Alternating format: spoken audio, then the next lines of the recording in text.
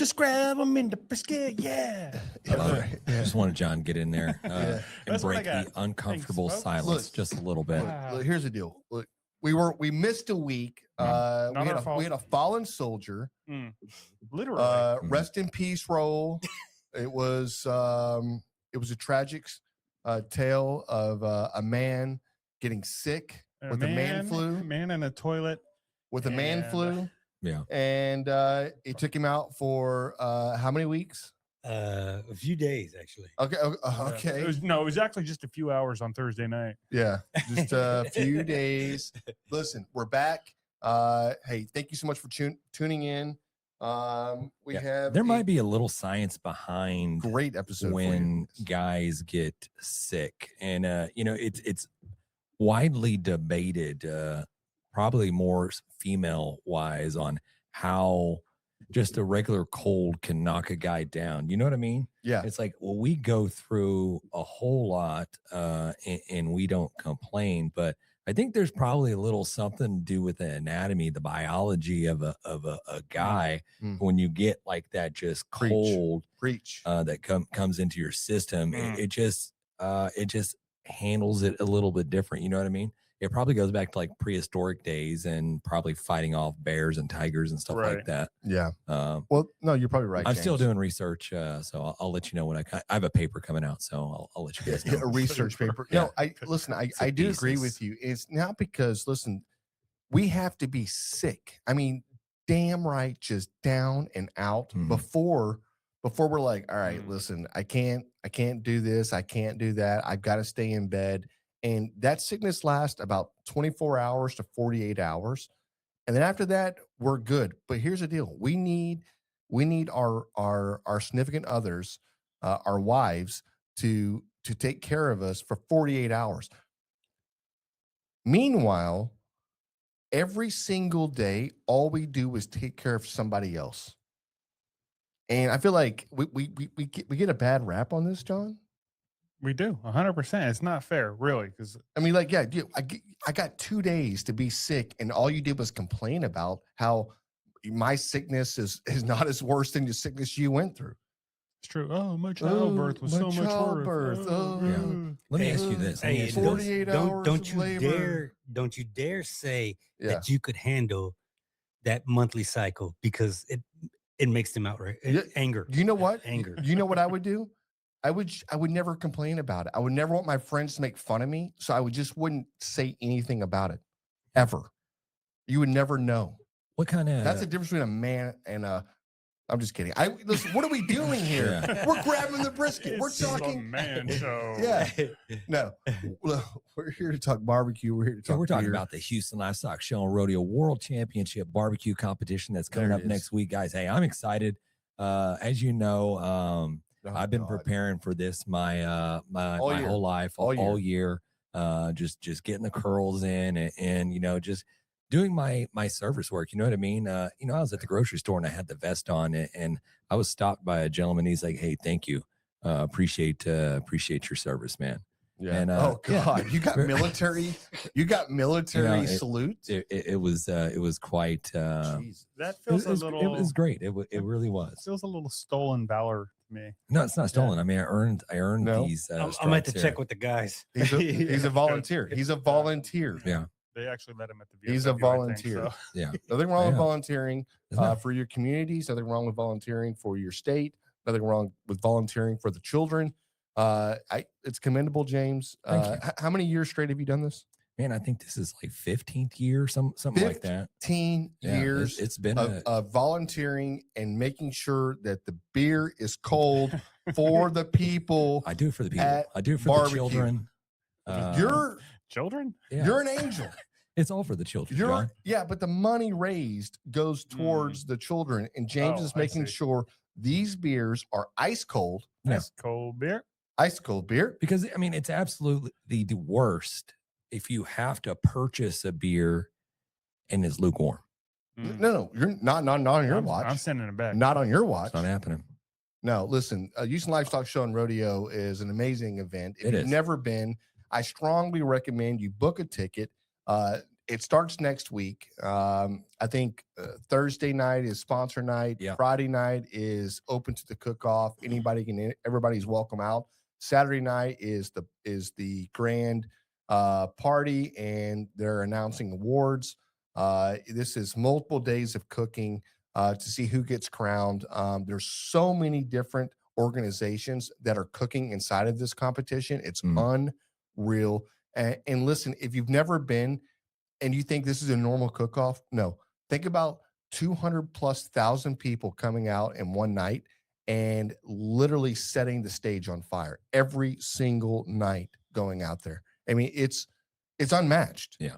It's unmatched. We'll get into that because it is a two-faceted cook-off where you do have the competition barbecue side of it, and then you have the corporate sales, the money men just cranking out deals. You're in oil and gas country. Money, oil and gas country. Some of these booths, that these people are putting up, I don't know, $500,000 going more into than our house. $500,000 goes into a week worth of fun at some of these booths. I mean, light up dance floors.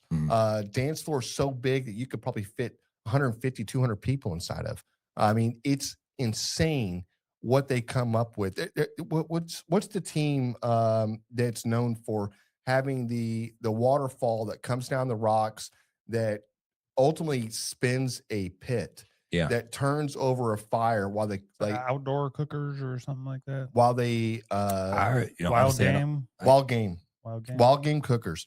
Those guys, they've got a waterfall attraction they build every year that water flows through and it turns the paddle and it turns the spit, and then they've got a pig out there roasting, and just, I mean, it's insane, right? I mean, the amount of work that goes into this, it's unlike any other place that you can go to for a competition.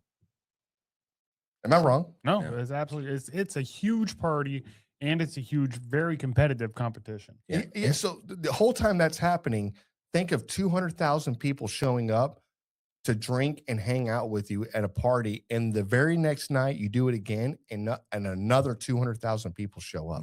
And then you're trying to have a competition barbecue. That's right. Yeah. And think about this too. If your company, I'm going to say $1 billion company is putting on this show, and they're spending millions of dollars, and you go in for that performance review, and then they just crank out like, sorry, man, the focal this year, we just don't have the money to go ahead and do the cost of living. Just think about that, like the money that they're throwing out there. I did see a video of this one guy cranked out. He's like talking about people when they travel to sales, like conventions and stuff like that. Do this. He's like, it's just a free vacation. That's it. Yeah, we're just drinking all the time. Just a party. Yeah, right. You know what?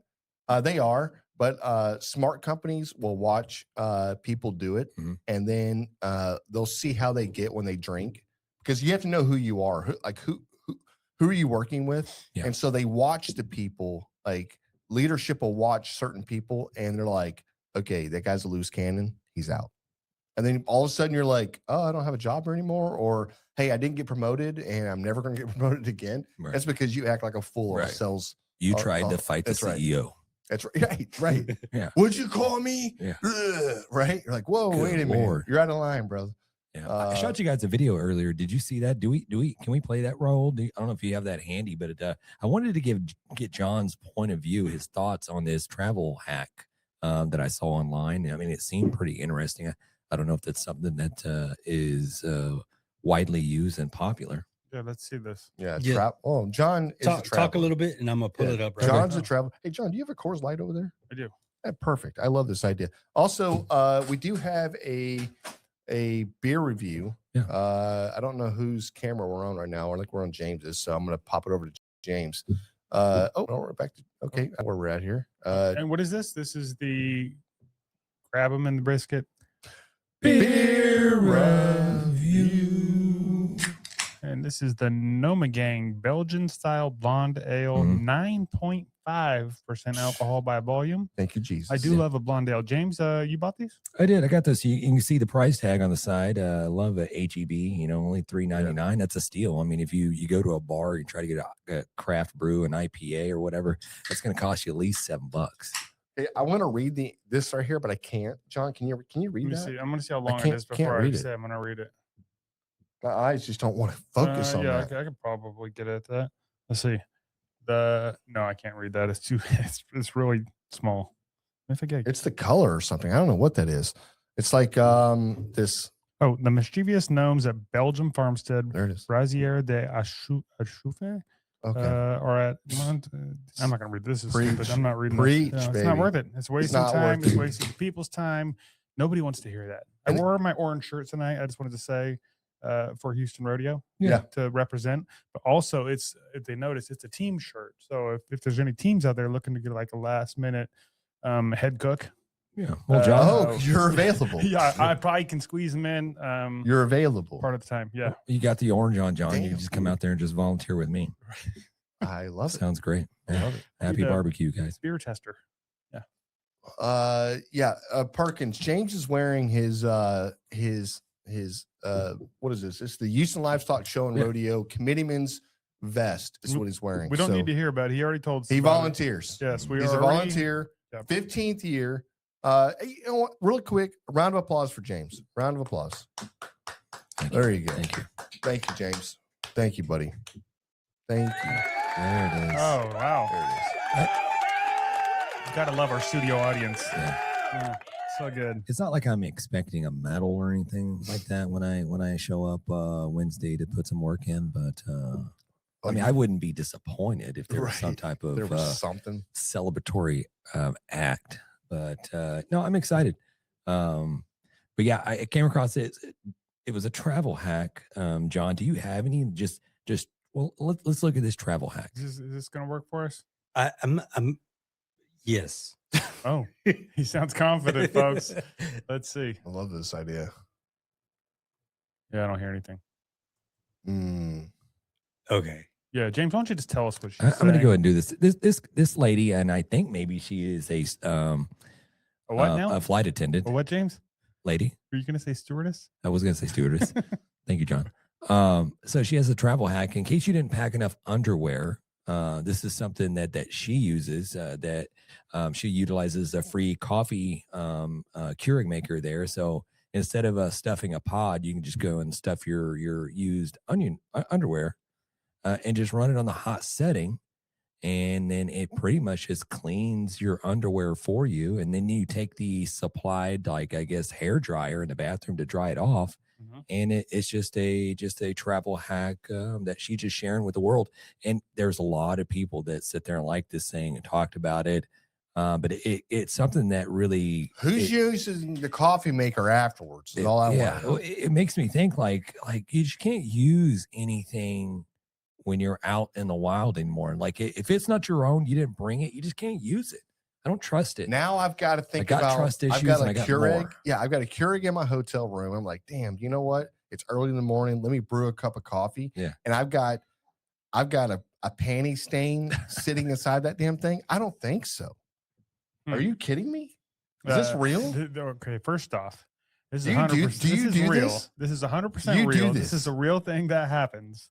I'll be honest. I never heard of the Keurig thing because it used to only be they just had those tiny little coffee pots and they'd stick their underwear in the coffee pot and then brew it. And then I've never heard of the dryer. You're thing. brewing Just dirty hang 'em over underwear the- coffee? No, you don't put coffee in it. Yeah, but it's hot water Well, you with can put a little soap in there if you want to, and then brew it, and then wring it out real good and dry it. I have never done this. Okay, let me clarify. Okay. I've never done this. Yeah. But I do drink out of those coffee things all the time. So now you need to there's rethink that. I probably won't. I probably won't care. It's probably fine. I don't. Oh really, God. I mean, does it get up hot enough to kill all the bacteria? I mean, We don't know, James. I don't know. Yeah. Like a good Nobody coffee knows. machine, I think gets up to close to 200 degrees. Yeah. But I it's don't like, know. why does my coffee taste like tuna? No, Wow. shouldn't say that. Okay, that's Shouldn't say that. that Poop- might have been over the Poop line. would have been a Oh, thing. was Yeah. that too much? Yeah. That's, Okay. tuna, huh? I'll reel it back. That's what we're going with. There it is. Okay. This episode is brought to you by Chicks That Smoke. Oh, It's a hey. fantastic all-purpose seasoning. A little bit spicy, And it's great on everything. So if you want to check out Chicks That Smoke, go to SUCKLEBUSTERS.com or hit the link in our episode description. Felt like a segue. Yeah, I don't know. I feel like those shenanigans aren't pulled by Southwest. I think this is probably some other airlines that's doing somebody this. say, can we catch a room number for this girl? Yes. Yes. Damn, Corby. Okay. Yeah. He came in. He came in hard. Yeah, bro. Yeah, it's room number 419. And she's at the Sheridan. Yeah, right. It reminds me of the guy that makes the food in his hotel room. I've Have seen that video. I've saved so many of those for us to like duet or whatever. They're just disgusting. It's nasty. But yeah, again, this is a real thing. This is something that really happens, or at least I've heard of it happening. Maybe they're full of shit, but I've heard it from multiple people yes. like in your industry. In the industry. Yeah, yes. yeah. John's in the industry. So it's true. Hey, they want to know, have you heard of putting clothes in the freezer to remove the wrinkles? No. What is that? Because of the moisture or something in there? Shit, I don't know. It's got to be because of the moisture. Damn. Right? Okay. Dampness. All right. Who said that? Lynn? Yes. All right, Lynn, we're going to try it out. Listen, we're not putting our underwear in a Keurig, but we'll freeze some clothes for sure. So, well, it just leads me to believe I think there are more uses that you can get out of a Keurig other than just brewing coffee. Yeah. So maybe it's something that we need to really do some deep dive research on how we can best utilize. I mean, I wonder if we can make some marinades in a Keurig. You know what I mean? Just get like panty marinades. I don't know about this, James. I'm just saying my underwear is not fitting inside of a Keurig thing. You know they have those reusable K cups where you can put your own coffee in it. Maybe we can design one specifically for underwear. Yes, and then we just sell it to hotels. People I don't know if hotels would love that, but you could probably sell it to the flight industry. Damn, dude. All right. What the hell's wrong with you guys? We're millionaires. Shark Tank that shit. Yeah. Yeah. I love it. It's genius, really. Yeah. This is what you get. We're bringing the knowledge to you so you don't have to look for it. So you're welcome. Yeah. Circling back to the Houston Livestock Show and Rodeo World Championship barbecue competition. Where you volunteer. I'm going to tell you right now, this is not for the amateurs. And we're going to get a lot of amateurs that are going to come out. And this is going to be your first experience of a cook-off. And man, there are some do's and don'ts, right? You know what I mean? Yeah. There's going to be free alcohol everywhere. And this is a pitfall that everybody gets sucked into. And they can't turn it down. It's like free here. I'll just go help yourself. Oh, here's swag. Oh, yeah. We have unlimited. Next thing you know, you're like 50 beers deep and you're stumbling out of that place, or you just find a bush and fall over. Yeah. There's plenty of people we just find them in bushes. We've all been there. Yeah. No.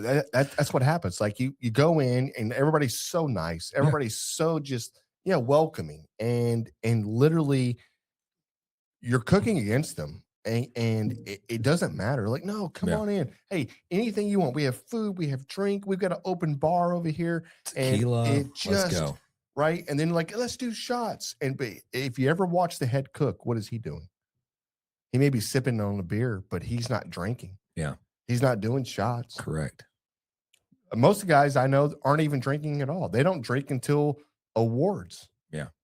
And I'm these competitors, 90% of them, they're locked in. They're in it to win it. They're there for business. Yep. I'm specifically talking about the public showing up. The guests. The guests. I'm specifically talking about them. They're the ones that get the free wristbands, or they pay for wristbands to get all you can eat, all you can drink. And they pay $100 for it. I'm going to get my money's worth of it. And they'll two-fisted and jello shots and bounce from team to team to team. And like I said, it can be amateur hour out there for sure. Yeah. Plus you get on a shuttle and you go over to a lot, get your vehicle, and you're like, I'm good to drive. Nothing to see here. No, it's good. And you get on the road and you realize you're not good to drive. Right. Very quickly. Then you're getting pulled over because you're going the wrong way down some one way, or you're doing something insane. Yeah. And boom, you're lit up and you're like, they targeted me. I got a DWI. I was doing nothing wrong. Right. I was whatever. You're like, no, you had 80 beers. We've all been there. Had too many rodeo waters out there. Have we? Yeah. Yes. Yeah. Okay, some of us have been Raul has been there. Raul has been there.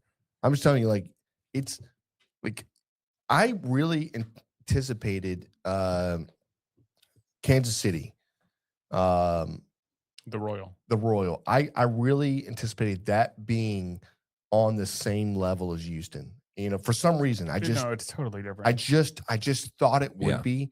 And when I got there, I was like, oh, so y'all don't really party here. Okay. They partied a little bit. That one area was a party, but the second night there's a party, but it's not a party. You know what I mean? Yeah, I guess. Yeah, I mean, everybody's drinking and everybody's doing their stuff and whatever, but it never felt like it was on that level. It was more totally different. It was more like a soiree. It was more like a soiree. Yeah. Hey, we're just hanging out, right? Yeah. I mean, I don't know.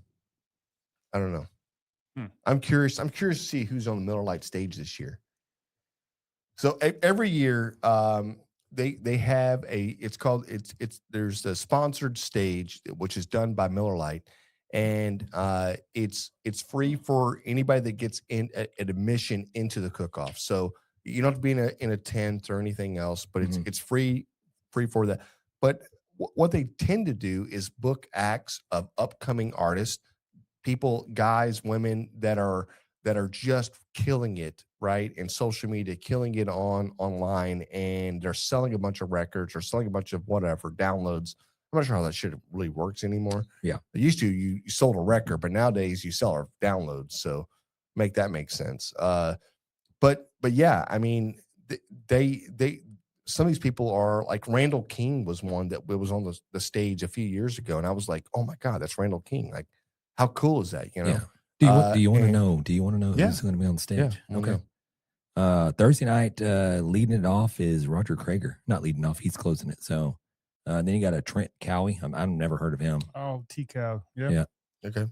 Friday night, we're going in with Wynn Williams, Cole Goodwin. Wynn Williams is listen, Wynn Williams is phenomenal. Okay. Yeah, for sure. Then you got Braxton Keith. Braxton Keith is phenomenal. Headlining Friday night. And then Saturday, you got David Lewis, dude, a personal favorite of mine. I do like David Lewis. He's got that kind of old school country sound to him. Okay. Yeah. And then you got the Shaylin. Okay. And then you got the award presentation. And after that is Jason Boland and the Stragglers. And after that is Corey Morrow. So solid. Yeah. A lot of Texas music happening there. Oh, yeah. That's awesome. Hey, Wynn Williams is really good, by the way. Yeah. Do you think Braxton Keith is going to bring out that Mexican OT? I hope he does. He probably is. Yeah. He'll be there. Yeah, I hope he does. That would be cool. That'd be really cool. Now, the Texas music scene is unreal. And a lot of these guys and girls that come out of it, I mean, like, geez, dude. But I've been following Wynn. I've been following Braxton Keith. I've been following some of these guys. Who's the one you said you really liked? David Lewis. I don't know who that is. Yeah. Yeah. Search him up on Spotify. Yeah. Okay, I'll search him up. Yeah, I mean, I'm sure he's great. You know, and if I heard a song, I'm like, oh yeah, that's what it is. Yeah. But that's what the Miller Lite stage is, and again, it's free for anybody that gets admission. And admission is like $20 to get into the cook-off. So it's not like you're having to like pay an arm and a leg or anything else. So I mean, it's just built for a good time. You know. Yeah. If you can get tickets to a tent, though, you need to get a wristband or tickets to one of the tents because that's. Let's be honest, that's where the real parties are. Yeah, that's and we're gonna be honest, we're a week away from it. There's probably still wristbands that you can go purchase online from whatever it is. I just Google search it, and you can probably find something. But man, they've been selling these tickets and wristbands probably for a year, and so now we're right up against it. There's probably a lot of sold out type stuff because they can only print a limited amount of these things, and that's it. Yeah, there's an occupancy they have to deal with and everything else. So, I mean, you've got a full-blown fire marshal that's roaming around, but some of these booths they're so elaborate. You could have 200 people inside. Yep. I mean, there's nothing like it. I'm so excited for next week. All right. Let's go into do we have a unpopular opinion? I believe we do have a barbecue unpopular opinion. Love these things. It's time for barbecue unpopular opinions.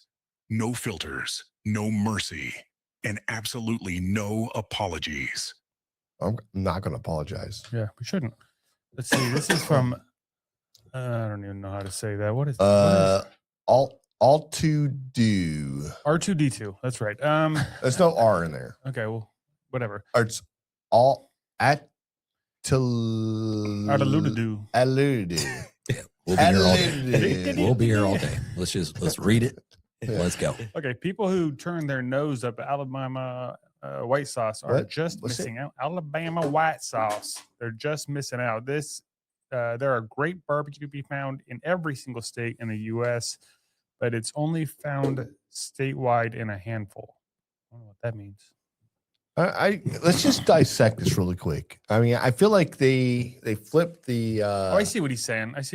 He's saying there's great barbecue in every state, but only a few states have great barbecue all over the place. Yeah, like Texas got, obviously. Oh, yeah. all great barbecue. It's all obviously, right? Obviously. Yeah, if you go to I don't know. But yeah, so people who turn their nose up at Alabama white sauce are just missing out. I didn't know anybody was turning their nose up at Alabama white sauce. I'll be honest. I've only had it once, and it wasn't good. But it was not a homemade. It was like a bottled thing, and it was not good. I didn't like it. It was too. I'm right tangy. there with you. The only kind of Alabama white sauce that I personally like, and it's sort of white, and that's by Lane's. Yeah. That is good. I don't Sort know. of white. That Listen, is money. Let's go ahead and plug their way. Buy that Lane's shit right now. Lane's Barbecue, LANES, I think, right? Mhm. Lane's Barbecue, sort of white sauce is ridiculously good. Yeah. Holy We shit. got to get him back on. We haven't had him on. Since, I know. since he had a fire during our show. Yeah, right. I know, right? That He was was like, just yeah, crazy.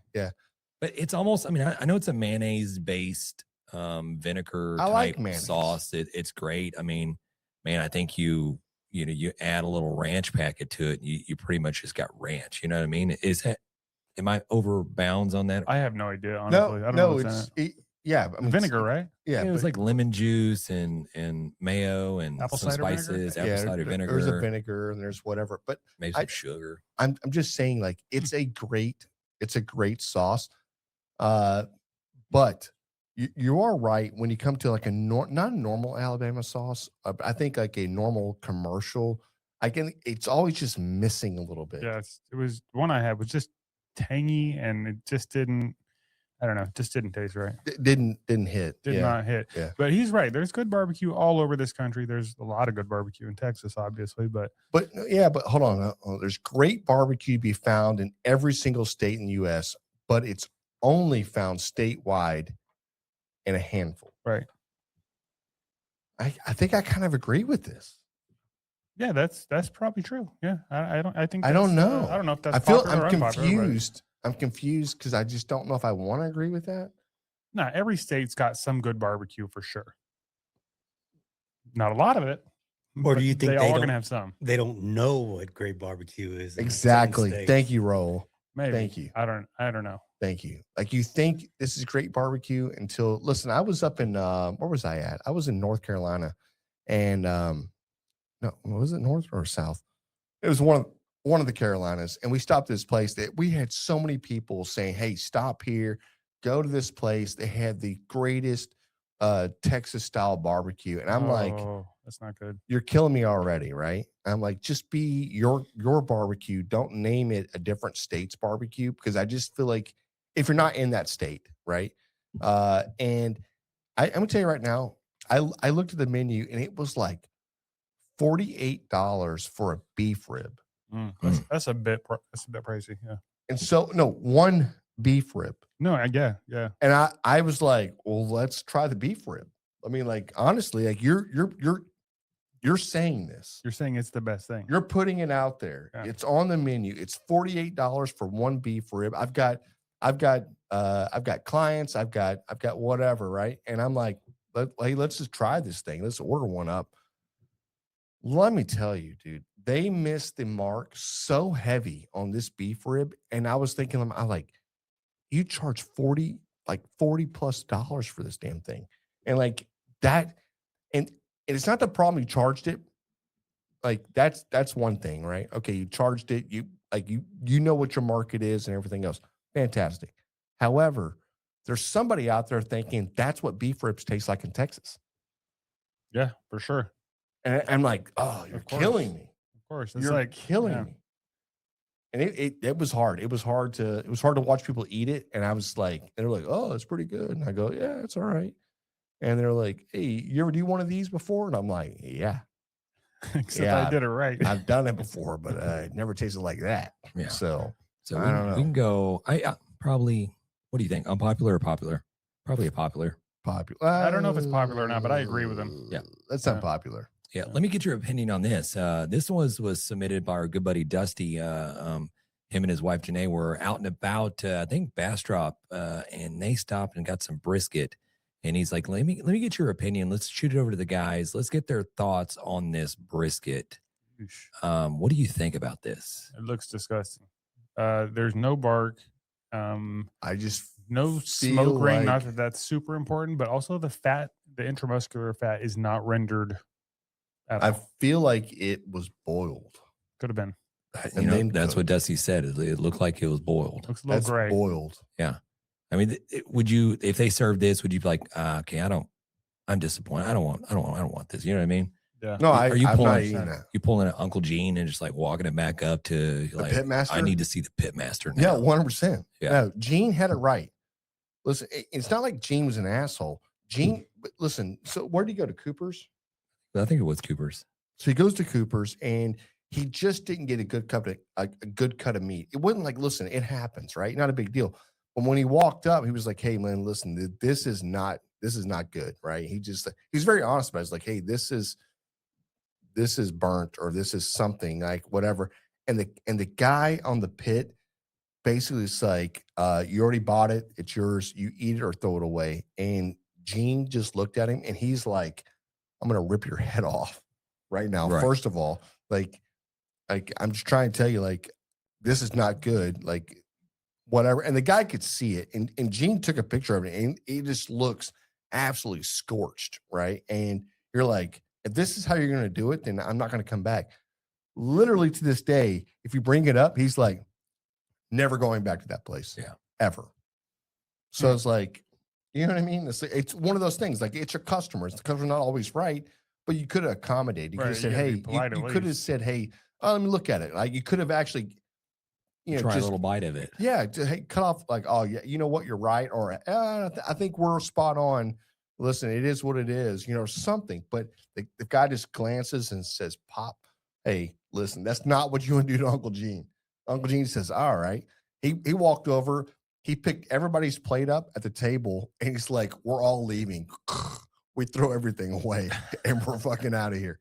So yeah, hey, God bless you, Uncle Gene, because that's a real one, by the way. Yeah, no shit. That's a real one. Yeah. So this one right here, this is got, if brisket professors are in the house and you're doing a grading right now, what kind of grade are you getting on this brisket? That's a D. God, that's a D. That's a fail. That's an F, because that's not edible. Yeah, I would not want to chew on that. It looks like bubble gum.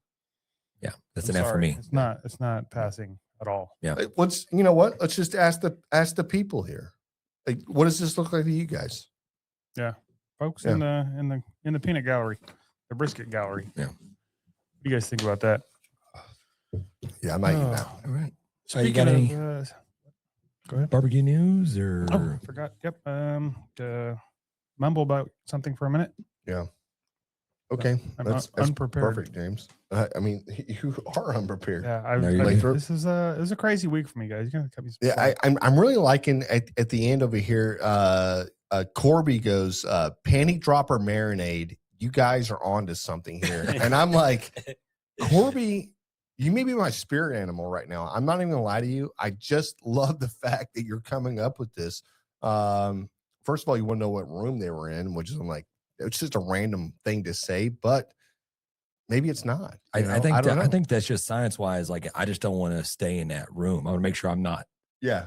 I don't get that room. Right. I think that's what he's saying. Make sure I don't get that room. Did you read the comments? No.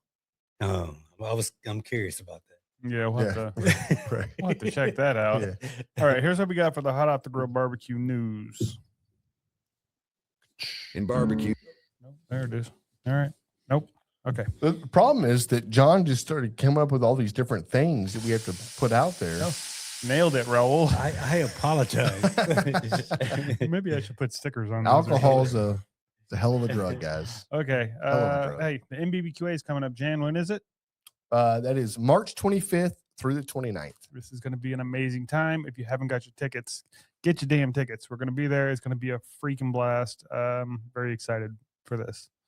I mean, we've got live fire cooking going on. We've got competitions going on. We've got classes.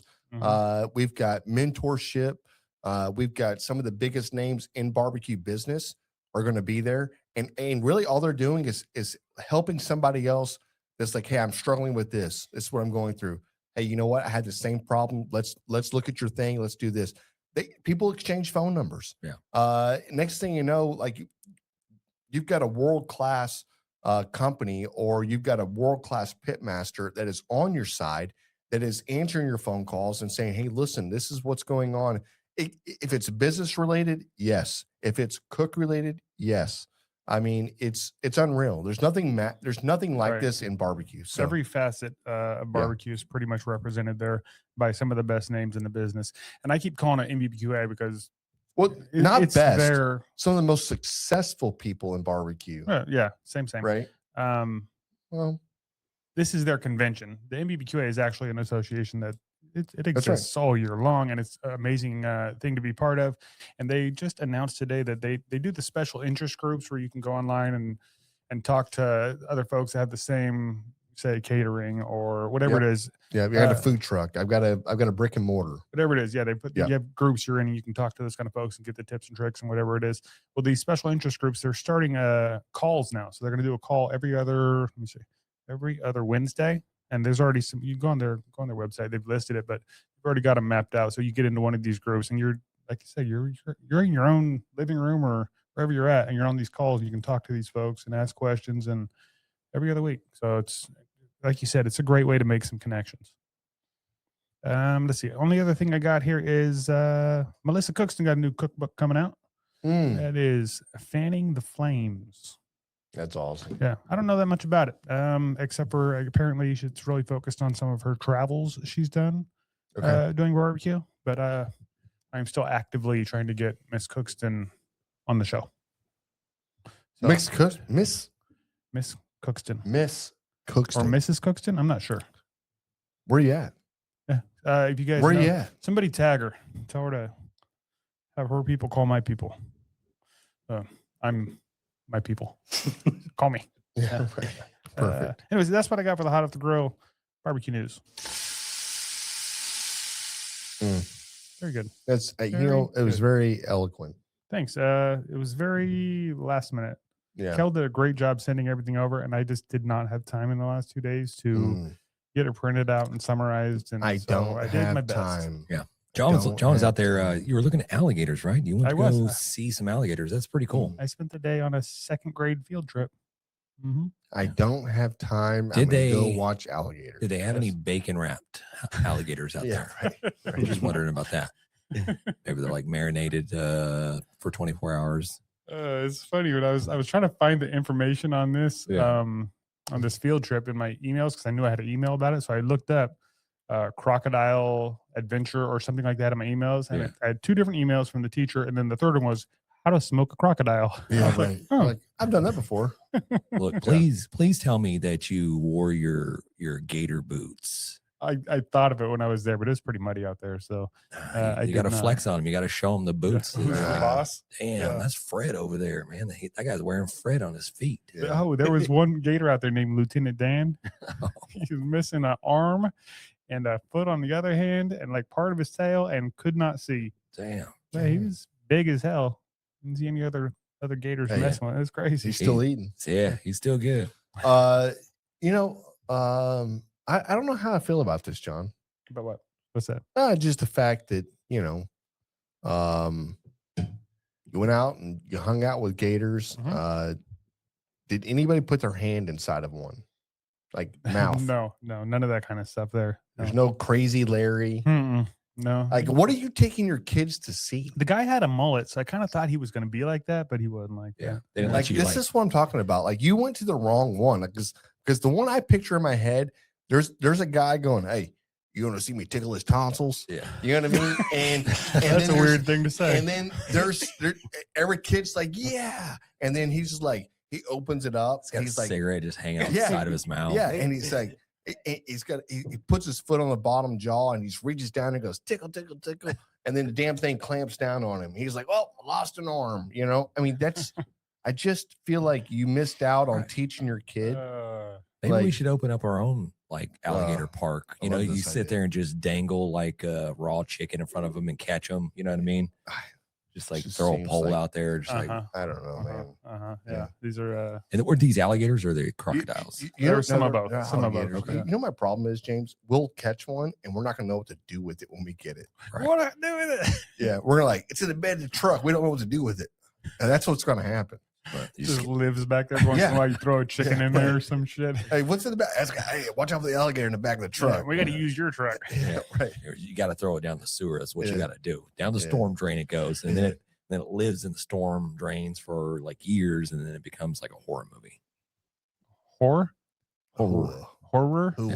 Oh. I don't know if you've ever seen that movie, but that's a real thing. Hey, we got a mail call. I almost forgot. We do have a mail call. Mail call. What's the jingle? Mail call. That's pretty good. Can you cut that and then we'll use it every time we have mail call now? We got a backpack loaded. This is up. from. I'll put it in front of Jan's cameras. On here. Sorry. Just fucking with it. Okay. Graveyard Garlic. I don't remember the gentleman's name, but he reached out and said, "Hey, can I send you some stuff?" I think he must have seen us drinking that other hot sauce. Okay. Us. I think that was just you. That's probably just me. But he sent us whatever that is. Oh, that bite back garlic powder. It's a garlic powder, but apparently he was telling me about it a little bit. It's like 8 times stronger or more flavorful than regular. I don't know how or why. It might be something on the bottle about it. And this is their double tap truffle hot sauce, which he said was not too crazy hot. So I'll give it a little. Give it a swig. A little I can tasty. smell that. Yeah. Yeah. How's it taste, Jan? We're about to find out. Oh yeah, that's strong. Yeah, I think if you're Dracula, you're probably staying away from this for sure. It's garlic. Needs salt. It needs salt in it for sure. It's just garlic, brother. It's just garlic. Okay. Yeah. We got roasted garlic and granulated garlic. It tastes really good. Yeah. I'm going to be honest, like when I was younger. That may be some of the best garlic powder I've had in a long time. When I was younger, if not ever. I don't know what I thought onion powder and garlic powder and all that stuff. I'm not really sure I knew what that was. I thought maybe it was just like some type of like dust that had with just onion coating on it. Now, have you seen people take the garlic skins, right? The peels, and they blend it up into a powder. Mm-mm. And that's what they use as a garlic powder. Really? Because the skin tastes like a garlic. I didn't even know the skin tasted like a garlic. You ever have one in your mouth? You're like, thing here we out go. of my mouth. Little hot sauce on it. Oh shit. You took my chips. I meant throw a couple dabs in here, but whatever. Oh, I thought you were offering me chips. Bro, it smells good. Here, No. let me try. That is Try that. That smells really good. there you go. It's very truffly. It's not too hot. Yeah. It probably could be hotter.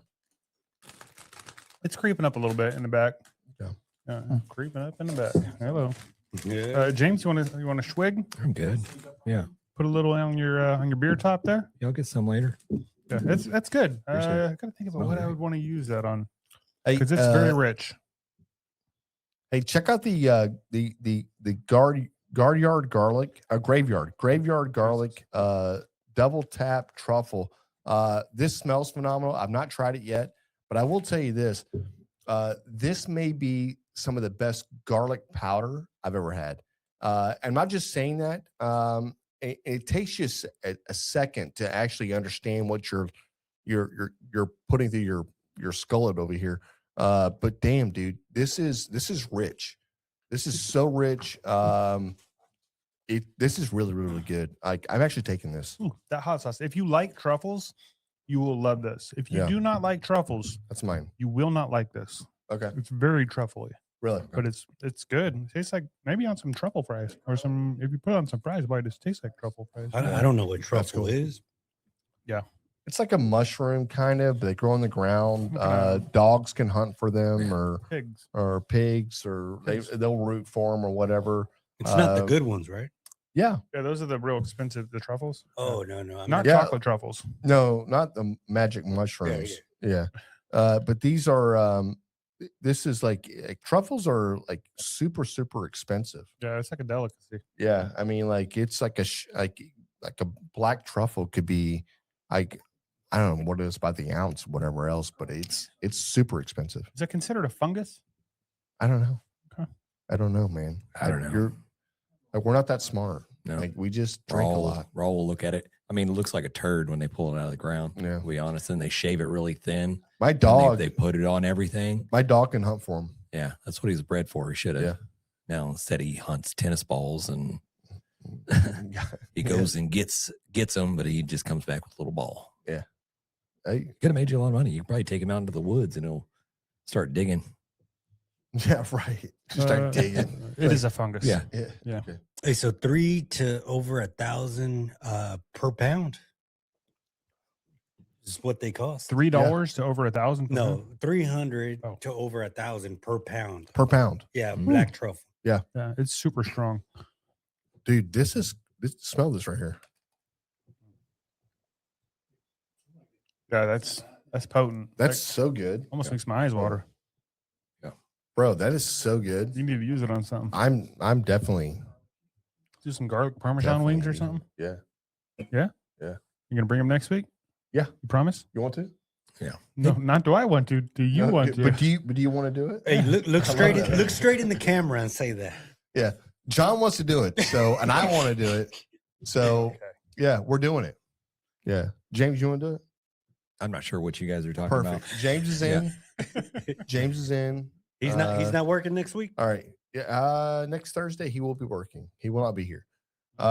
Yes. 100%. Some garlic truffle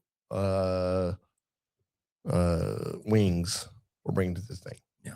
You guys want to get into this grabbing the brisket beer review? Let's get some scores going. Dude, how many drinks have you taken? I'm about that far. I'm about here too. About the same. Yeah.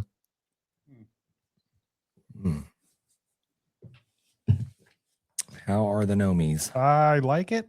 I don't love it. It's weird. It's got the aftertaste of a super hazy IPA. It's not hoppy. Nope. And it doesn't taste like pine trees. But whatever that other aftertaste you get from an IPA, it's got that, and it's really strong on the aftertaste. Not alcohol strong, just that flavor. Yeah. This is a 9.5%. I think it's trying to cover that up. I think whatever that strong flavor is trying to cover up the alcohol. Yeah. Okay. It's not awful. It's not great. You want to go first? You want me to go? I'll go. I'm gonna go. Go ahead. I'm gonna say this is a 6.8 for me. It's if you give me another one, I drink another one. But I probably ain't buying it. I look for $4. That's a lot of alcohol for $4. Not bad. So I think it is alcohol. Like it's very alcohol forward. Maybe I'm just not recognizing it that way. I don't know. Yeah. This is a 6. It's a 6.0 for me. I want this to be better. Score. I want it to be better. I wanted this to be a good beer because it has a cool can. It's got a cool name to it. It does have a cool can. And I want it to be better, but it's just not. It's missing something, and I'm not sure what it is.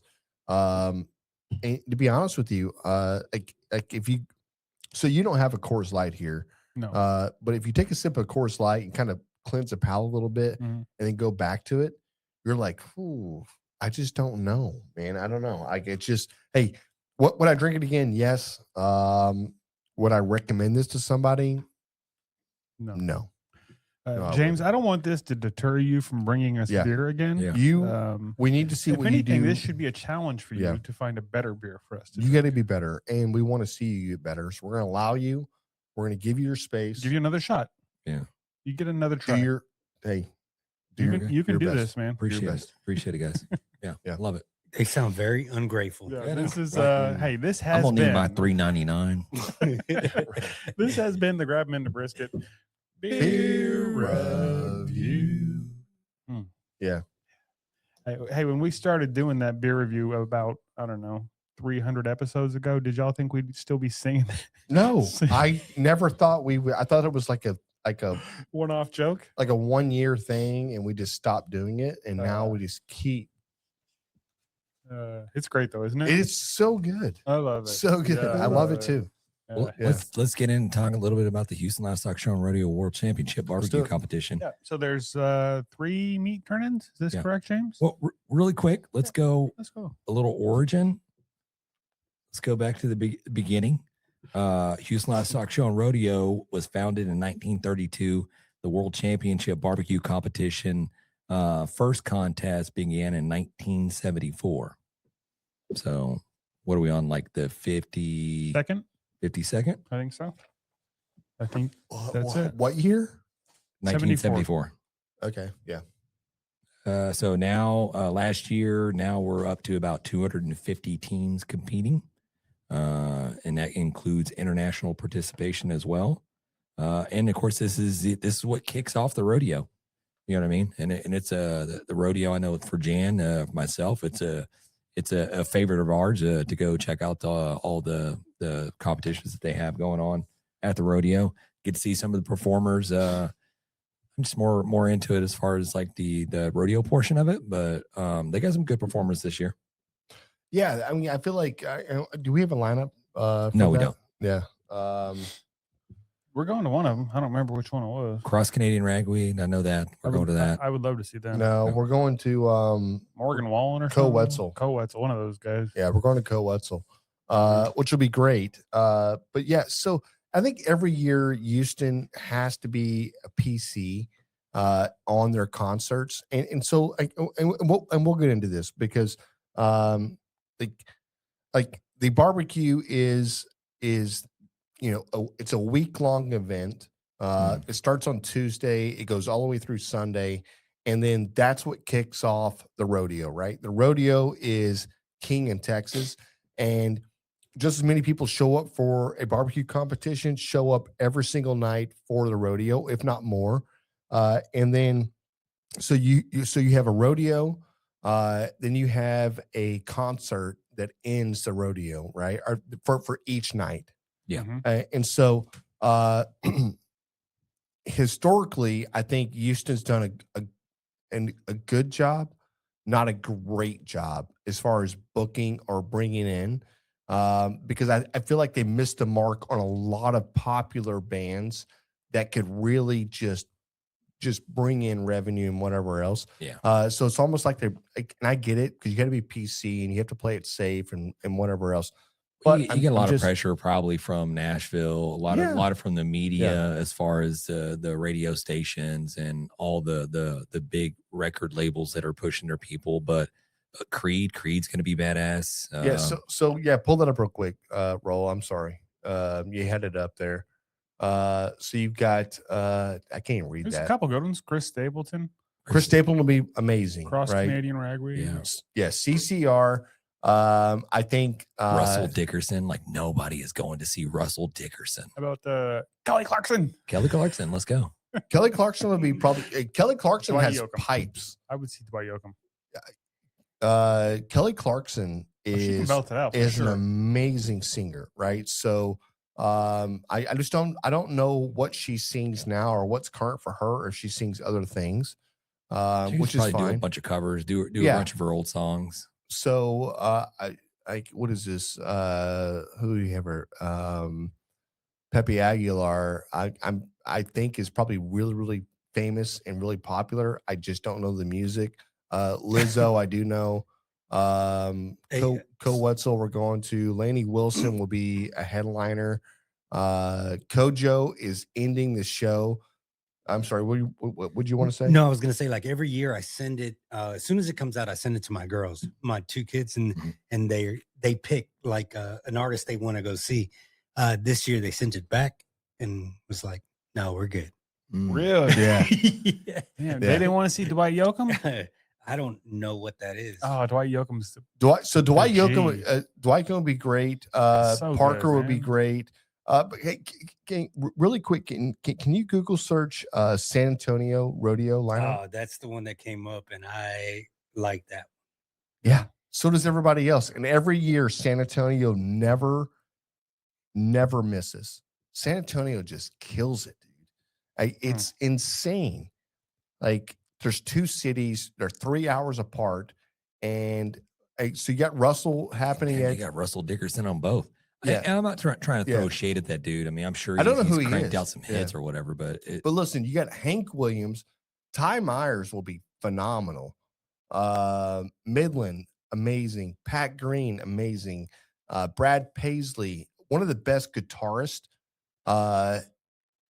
probably in all of country music. Let's just be honest with you. Hey, let's look at number 19, Robert Earl King. This guy is a poet. This guy is a songwriter. This guy is probably one of my favorite artists of all time. Right here, you've got Cody Jinks. If you don't like, Cody Jinks is phenomenal. Braxton Keith, again, here he is. So Braxton Keith's playing on the Miller Lite stage. He's also playing out there. Terry Clark, 49 Winchester. Have y'all listened to 49 Winchester? No, I don't know who that is. Yeah. Amazing. It's weird that you don't hear about Dierks Bentley anymore, because we actually went to a Dierks concert at Houston, and it was great. Probably 4 years ago. Whatever. Yeah, he's one of those guys where every single song you're like, oh, I know this song. Yeah. Sheryl Crow, Shane Smith and the Saints, Ludacris. I mean, I feel like they just don't miss every single time they do this. Pat Green's playing. Yeah, they've got a lot more like established artists, whereas I think Houston's like trying to find what's hot right now, and it's not working. So. No, I think they go safe.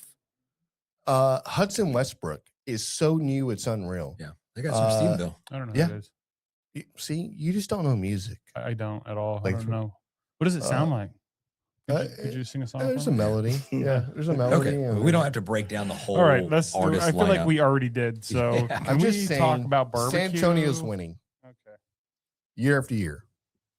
Okay, but so this competition, it does feature champions from other competitions. So we have the Rodeo Austin, the San Antonio Stock Show and Rodeo, the American Royal, the Jack Daniel Invitational. You have the International Row, where you have a lot of international teams that are invited to come compete. And it's like we talked to the boys last week or the week before. Australia, they've thrown out some teams that have done quite well. So super excited for that. But this competition, it is it's something that they've made modifications over the last few years, changed it up to be a little bit more. I don't know if it's more competitive, but it's I think it makes it a little bit more an even playing field. I would assume. You know what I mean? Mm-hmm. You don't have before just kind of a backdrop premise. Before you had a team that can just submit one meat, and that meat could go up against a rib or a chicken or whatever it is into the final, and that would be, listed as the champion. Grand champion. So it's really quick. Just talk about that, because back in the day, they would cook multiple categories, mm-hmm. but they would enter one category and go. And so if that one did really well, or they could only cook one category. I think they could cook. Honestly, I don't know. Whatever they thought their best meat was, that's what they submitted. Yeah. They cooked them all, yeah, but they felt like the chicken was the best, right? So this is the one that we're going to submit for whatever. So chicken's going against ribs, chicken's going against brisket, chicken's going against whatever, right? And then you run the gauntlet that way. Yeah. And then next thing you know, you're like, oh, hey, we found our grand champion. It was our chicken cooker. And you're like, and chicken has one out there, yeah. No, I know it has, and that was the biggest flaw with Houston. forever.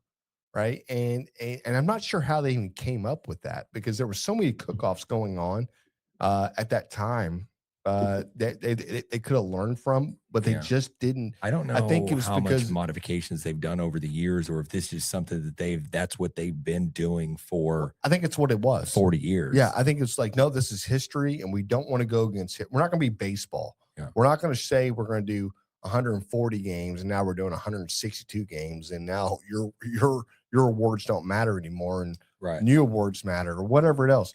Like I'm just saying, like it's, but they just failed to, in my mind, they failed to recognize what this competition was, and maybe barbecue, I guess in their mind wasn't the mainstay, but barbecue is so popular that they were forced to make a difference. They were forced to change in order to accommodate, because they had so many people coming out going, this is not right. You can't do this. You can't hold a competition this way. You're going to lose people, and all you're going to get is sponsorships versus real cookers. Right. And I'm this right here has helped them validate, or it lended validity to the cook-off itself, because some of the best cookers in this nation or in this world show up here to compete, but they want to go head to head, and that's what they have now. Yeah. So, well, it is a prestigious event. Like you said, these are invitational parties, and a lot of these teams are grandfathered in. And it is very difficult to get in here and compete in this particular competition. There's a 20-year wait list. Yeah. And I don't 20 years to wait to get on the list, to get your team into it. So the only thing you have to do is to win to get in. And so you have to run the gauntlet with a Go Metro. You have to run a gauntlet at a Austin or a San Antonio or anywhere else to get the invitation to go, or you wait 20 years. And that's what makes Houston so special. Yeah. And you have teams that I think they pass down the spots to their next generation. That's right. It's our team. You know what I mean? It's not like the owner passes away or whatever it is. They in the will, it goes to little Jimmy.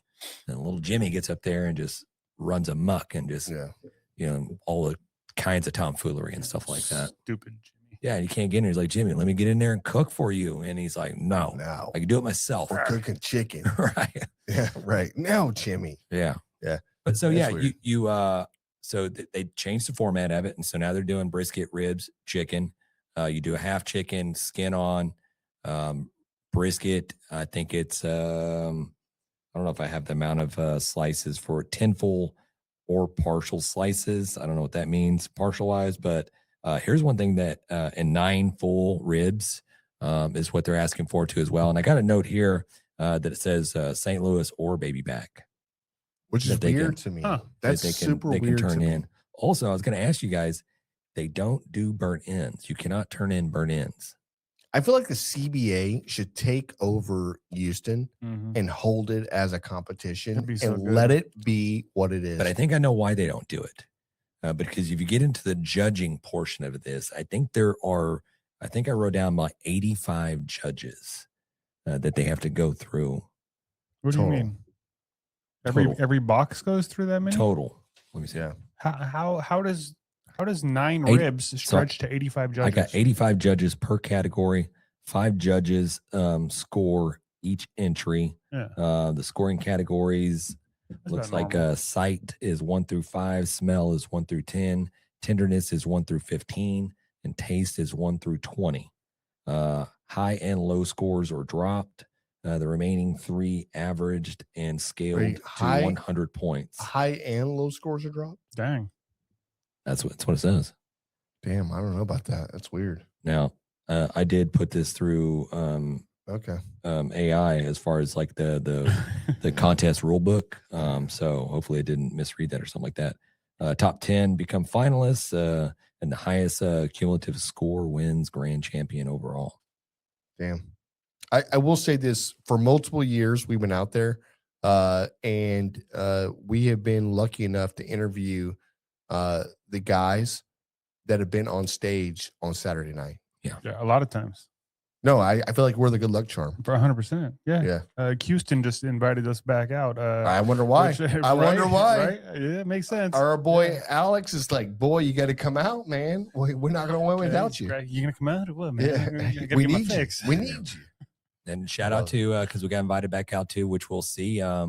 We tried to have him on today, but that's Carlos and their team, second to none cookers. That was last year. It was the Metro Go Texan #5 spot. They got the reserve grand champion overall, and they won the Go Metro portion of it. And I don't know if you mentioned that earlier, but that's one opportunity that you can chase after to be able to get into the Houston Livestock Show and Rodeo. You run the gauntlet as far as it's not for the faint of heart. Gold Metro competitions, and then you can the top 5 in that sanctioning Go Metro tournament, so to speak, competition gets a spot at Houston. Yeah, that's not for the faint of heart, though. That competition is for a cooker that's going to be here for the next, I don't know, 18 to 20 weeks, because they go on and you have a competition in January, you get a competition in February, you may have 2 competitions in March, you may have 2, you know what I mean? It's every single month you have a competition going, you're actually going to, or you have multiple competitions that you have to be here for. But the top 5 going on, and this is a big, I guess, how would you say that? This is a big sanctioning body where you've got hundreds and hundreds of cookers going into that you're competing against each and every week. So just by showing up, you get a point. So, but you got to be there, and then you have to place. And so we're fortunate to know of a few teams that have done it. Chase More Smoke has done it. Yep. And they were a top 3 or top 2, and they were invited out. The same with this team right here. Yeah, Carlos. But his dad, his uncle. We're gonna have him on after Houston. So we're gonna have his dad, uncle, and Carlos to talk about how the rodeo went. Our boy Alex Castro just dropped in. What it do? Just bro, talking about you, man. We were talking about you. And listen, I know we are your good luck charm, Alex.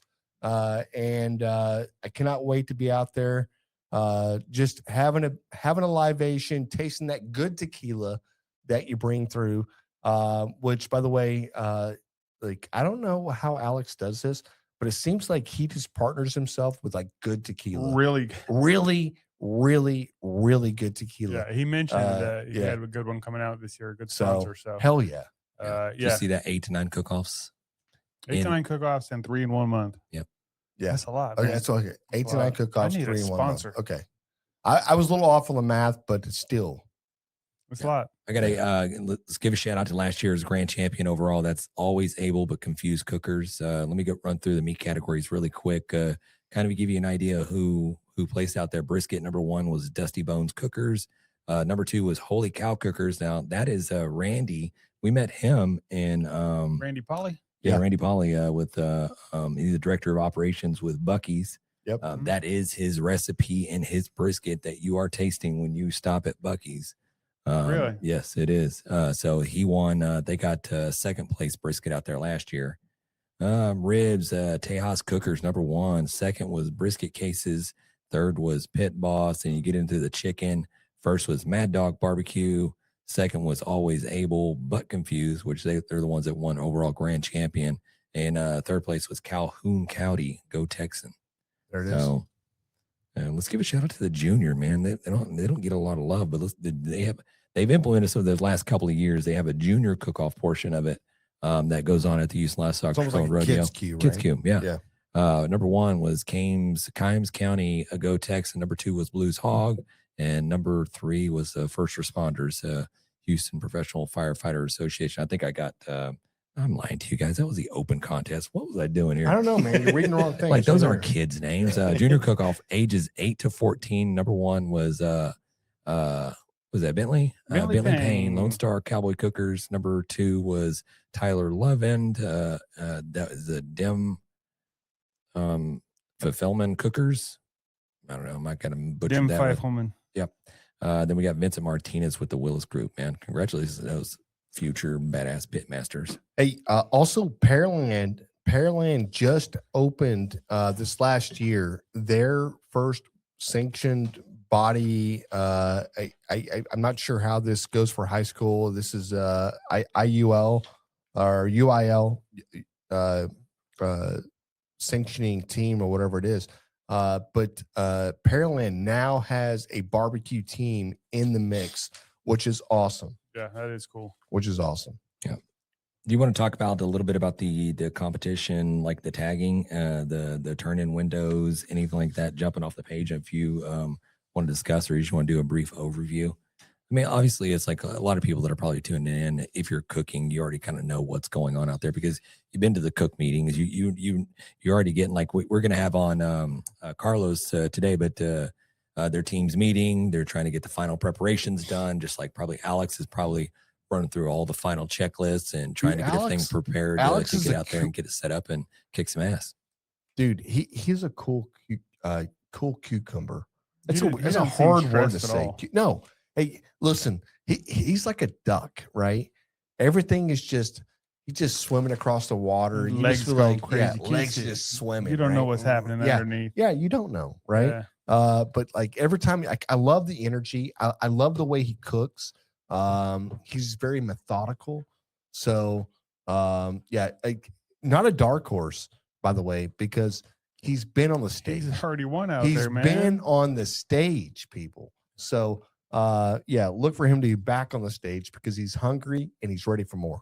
Okay, so I got Thursday. They're doing tagging meet out there, and it's kind of similar to some of the ones we've done. That they give it a window, and they're at the World Championship barbecue competition. The volunteers out there with that particular committee, they do a great job going out there, and there's a window that you're given that they will show up and they'll do the tagging on the chicken and the ribs and the brisket.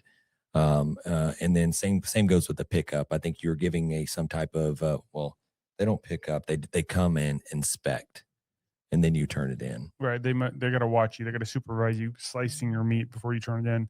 Containers are inspected. All that meat kind of cannot stuff. be seasoned before tagging. Pre-trim brisket is allowed.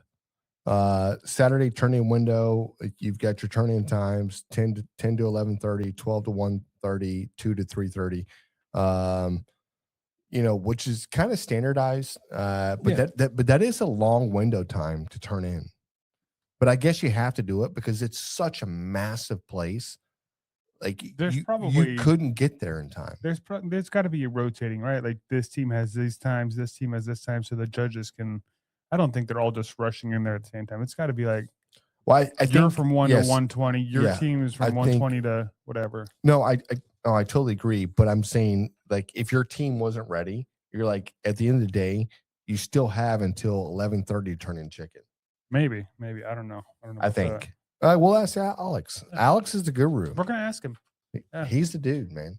Y'all stay tuned for that episode next week. It's gonna be more of a we'll have our regular episode, but it's gonna be sort of a bonus episode, free flow. We're out there talking to folks and that's right, and doing some one-on-one. It should be fun. Should be a lot of fun. Hopefully, we're not too inebriated. No, don't worry about that. Yeah. It's a long word, and I'm not sure I can say that right now. I had a hard time with the cucumber earlier, so I saw that. Cool as a cucumber. Cool as a cucumber. All right, so no pooling sauces. This is something that I've I don't know, I kind of struggle with, whatever. But I know these competitors they have a way of working around these situations of because maybe it's a little subjective. I don't know. Maybe if you know your buddy with the guy and you slide him some brisket, maybe he overlooks, maybe you dipping your brisket into a little bit of au jus. I don't know. I'm not on that particular committee, so I can't say how that goes. But I know there's like different tricks and stuff to where, okay, I'm going to put my brisket on this sheet pan that's filled up with au jus, and that's what I'm going to cut on. And then as the brisket folds off or falls off after you cut, it just falls right into the sauce. So there's like, that's just the au jus. Well, I don't think that's the problem with turn-ins, though. You can do that. You just can't turn your box in with a pile of au jus at the bottom. Right. It says it must be cooked onto the meat. There's no glazing afterwards. Once they get there and start why do they pulling care? off and tagging, they're pulling out, checking numbers. All these, It's so dumb. Well, let me ask you this. Let me ask you this. Is this just to hinder the honest people? You know what I mean? Right. The rule followers. You know, they're reading like, because anybody else goes, we can't do that. I'm not doing Nobody that. else is changing the way they're cooking. They might be changing the way it looks when they turn it in a little bit if they have to, but it doesn't make any sense. Like if you want to if they want to put sauce on there, it's not cheating if everybody can do it. I don't think Jerry minds if your meat falls into a puddle of au jus and you pick it up and go, "Hey man, you want to try a bite? Here you go." Yeah. And then you go, "Oh, another one happened." Okay. And then boom, like as long as you don't pull it in the box. Right. You just can't pull in the box. It wouldn't help you if you did. Well, I don't know. Think about it. You open the box up and it's in a puddle of liquid, you're going to get a bad score. If I'm dipping, bro. I'm totally dipping in that thing. I'm turning it into like French dip. Anybody got a roll? All day long. Okay. What else you got, James? I'm sorry we're not more helpful tonight, James. No, you're good, man. Hey, any questions about the competition side of it that you just had? I mean, off the top of your head, that like, what would you want to know? I mean, obviously people are going to see this, and we may get some other people that might want to be on the show to answer some of these questions maybe next week or whatever. But it's a great event.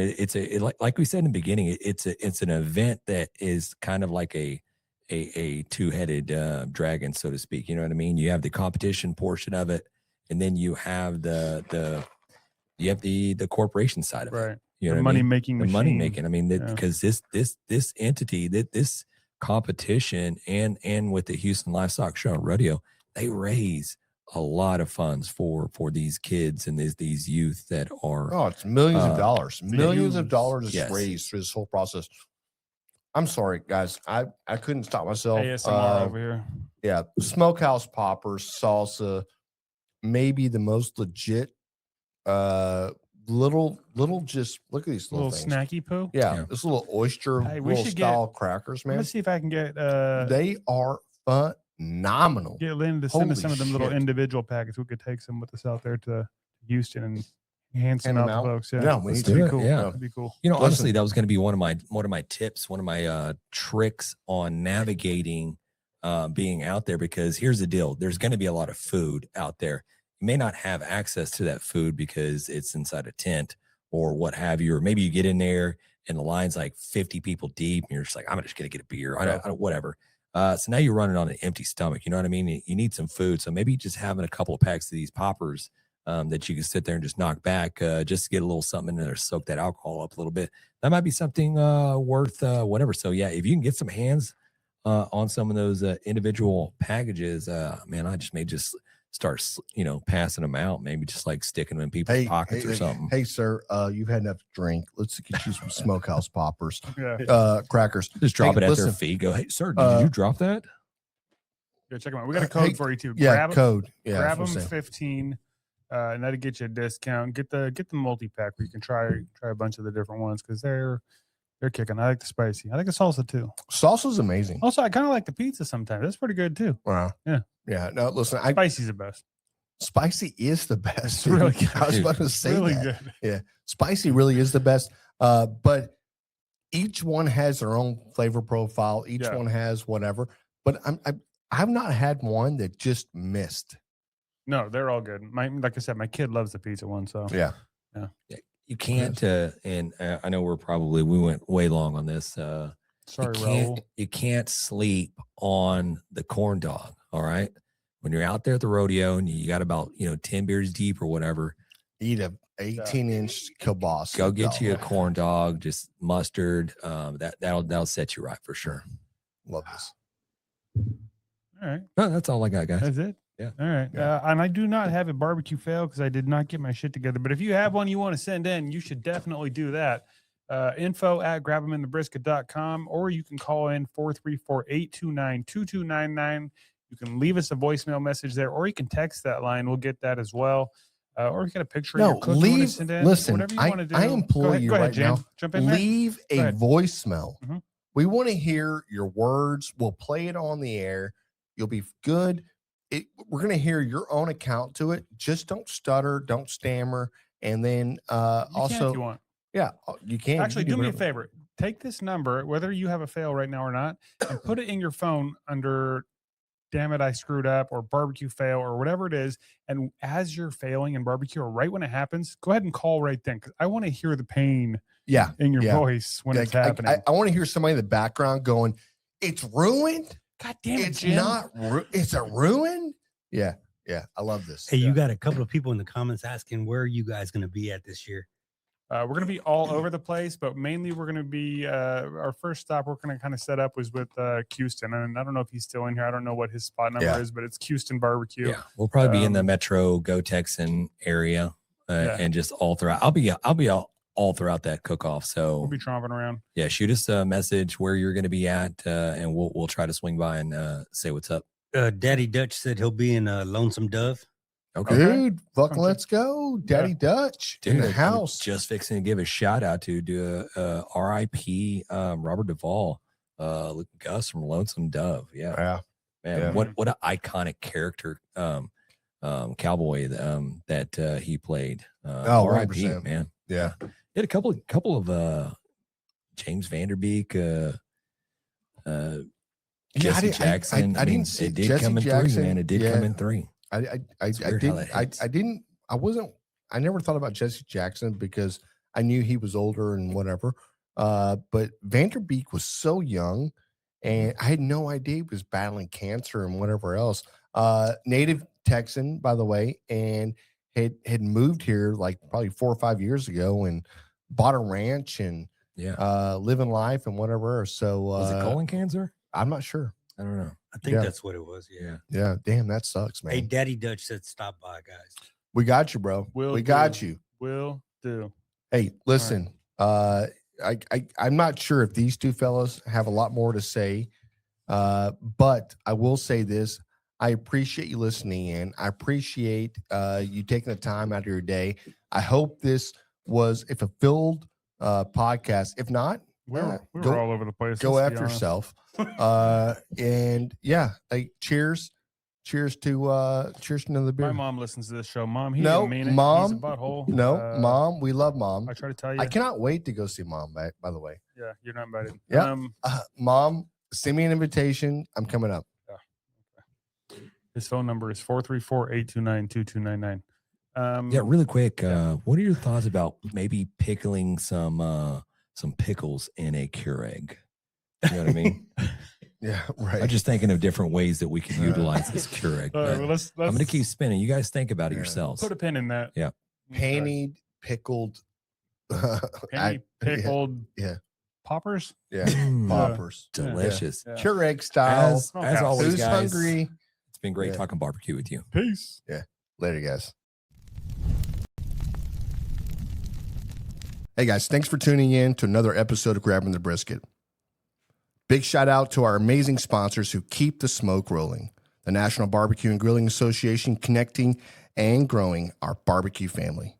Barbecue News Magazine, your go-to source for everything happening in this world of the Q. SUCKLEBUSTERS award-winning rubs, sauces, and seasonings, the best in Texas. Chicks That Smoke Spicy All-Purpose Seasonings brings bold flavor with every shake. And of course, Smokehouse Crackers, the snack that disappears faster than a perfectly smoked brisket. Support the folks that support barbecue and this show. We'll see y'all next time. And remember, grab them in the brisket.